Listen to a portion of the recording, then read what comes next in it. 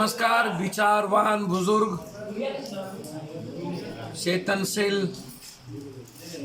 माँ और बहनें और कर्मवीर युवा और छात्र,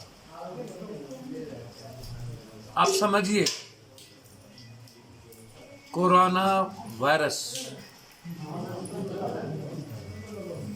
क्या है और क्यों है। आप समझने का प्रयास कीजिए कि जो देश दुनिया में सबसे ज्यादा अपने को डेवलप देश कहते थे कि आज वो सबसे ज्यादा परेशान क्यों। क्या यही प्रगति है?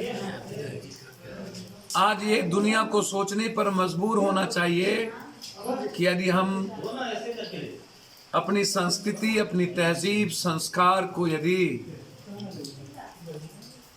भौतिक सुख के कारण समाप्त करेंगे, प्रकृति को विनाश करेंगे, तो फिर यह चुनौती को स्वीकार करना ही होगा।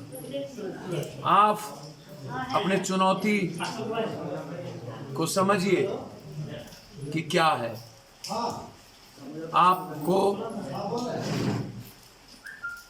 यह समझना होगा कि मेरा संस्कार दैनिक जीवन में क्या कहता है, नित्य क्रिया, सोच और हमारा जीवन कैसे जीना चाहिए।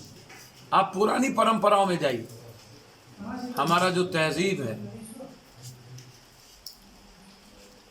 स्वच्छता का, एक बेहतर जीवन का, उस जीवन को हम भूल गए। हम भौतिक सुख के इस झंझावात में हम भाग रहे हैं। हम भूल गए कि हमें जीने का तरीका क्या कहता है। एक तरफ अभाव और गरीबी और दूसरी तरफ लगातार भागते रहना। हालात क्या हुए? हालात तो हमें चुनौती देगा। बस हमें दैनिक जीवन को थोड़ी सी बदलने की जरूरत है। हमें कैसे जीना है, हमें हाथ साफ करना है, हमें सोना है तो किस वक्त सोना है, और हमें पानी का इस्तेमाल कितनी करना है, हमें शुद्ध पानी कितना पीना है, एक दिनों में कितना लीटर पानी हमें पीना है, गर्म पानी कितना पीना है। हमें कुछ करने की जरूरत नहीं है। ये पॉलिटिशियनों की एक बड़ी गहरी सोच है। आपसे मैं जानना चाहता हूं, अभी होली हुआ था, क्या तब कोरोना वायरस नहीं था? सब लोगों ने तो खेला, पूरी भीड़ तो थी। आप कुछ दिनों के बाद आप पूरे के पूरे देश की जनता को पैनिक बना दिए, भीतर में एक भय का वातावरण पैदा कर दिए। मैं जानना चाहता हूं यह डर क्यों? जिम्मेदारी से यह पॉलिटिशियन भागता क्यों है? पॉलिटिशियन से मेरा आग्रह है कि जितना खर्च आप रक्षा सौदा पर करते हैं, अणुबम, परमाणु, उसका असर क्या होगा? आप उसके 30 से 40% एजुकेशन और हेल्थ पर खर्च क्यों नहीं करते? करिए ना। आप तो 10% भी नहीं खर्च करते। आपका बजट 3 पॉइंट कुछ प्रतिशत है। दुनिया में सबसे ज्यादा कम बजट स्वास्थ्य पर का है। आप रक्षा पर खर्च कीजिए, मुझे कोई आपत्ति नहीं है, लेकिन मेरी आपत्ति है कि आप स्वास्थ्य पर खर्च नहीं करते।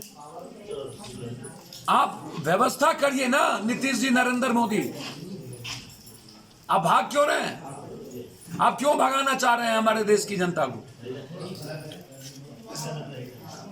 आपसे मेरा आग्रह है कि आप डराइए मत, आप जिम्मेदारी से भागिए मत।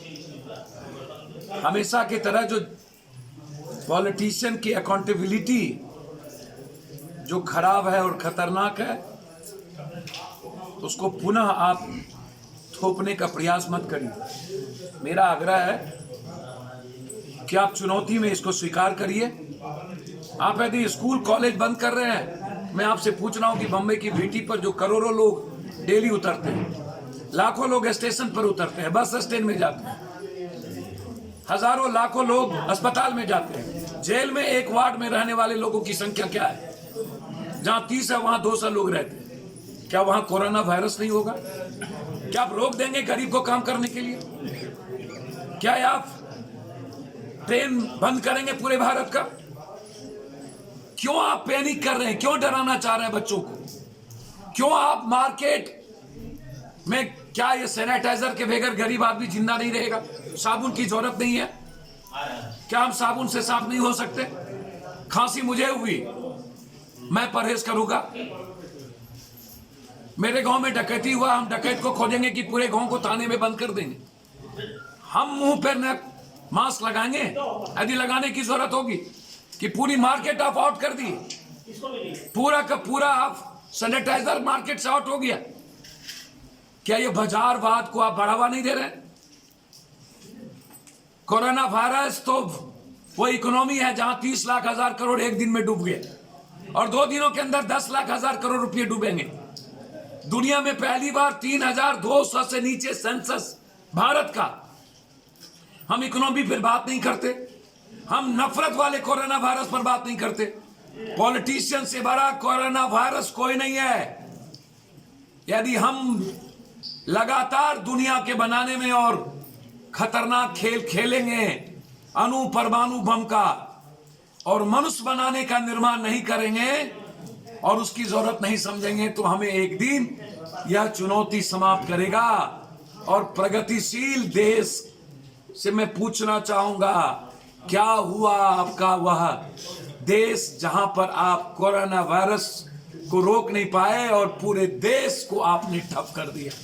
यह सिर्फ भारत की स्थिति नहीं है, ये यूएस की, जापान की, इटली की, उस देश की जो सबसे ज्यादा प्रगतिशील। इसलिए मैं देश के पॉलिटिशियंस को आह्वान करता हूं, यह खतरनाक खेल मत खेलिए आम आदमी के साथ। आप व्यवस्था करिए, यदि महामारी आया है हमें उसको स्वीकार करना चाहिए, घबराना नहीं चाहिए, और अपने जीवन के जीने के तरीके को बदल देना चाहिए। कोरोना वायरस मध्य प्रदेश में नहीं है क्या, जहां पर डेली मध्य प्रदेश की सरकार के लिए हजारों की भीड़ लग रही है, जहां पर चुनौती स्वीकार किए जा रहे हैं, जहां प्लेन पर उठा पटक चल रहा है, वहां के लिए कोरोना वायरस नहीं है।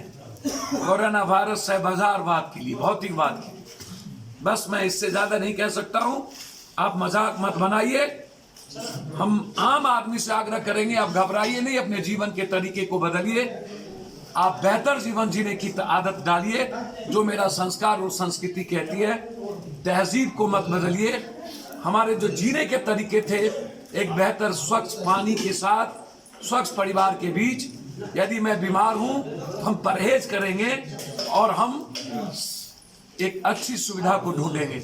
और सरकार की जिम्मेदारी बनती है चुनौती के साथ, आप पैनिक ना बनाइए और डराइए नहीं, आप सिर्फ उस चुनौती के लिए सामने आइए और व्यवस्था करिए, डराने की जरूरत नहीं है। धन्यवाद, नमस्कार। अगर आपने अब तक हमारा चैनल सब्सक्राइब नहीं किया है तो सब्सक्राइब करें और बेल आइकन अवश्य दबाएं ताकि खबरों का नोटिफिकेशन आपको मिलता रहे।